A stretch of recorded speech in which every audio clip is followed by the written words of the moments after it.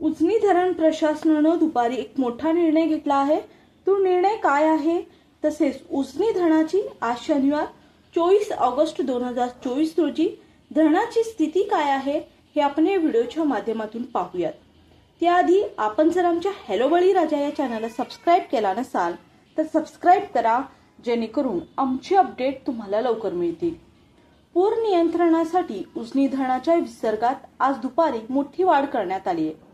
आज शनिवार 24 ऑगस्ट 2024 दुपारी आलेल्या अपडेटनुसार उजनी धरणात 6077 क्युसेकने पाणी जमा होत आहे।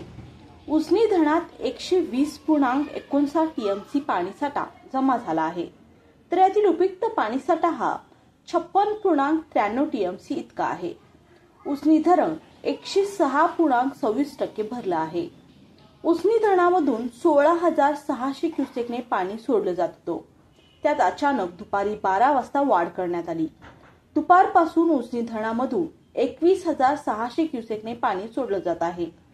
दुपारी विसर्गामध्ये 5,000 क्युसेकने वाढ करण्यात आली आहे।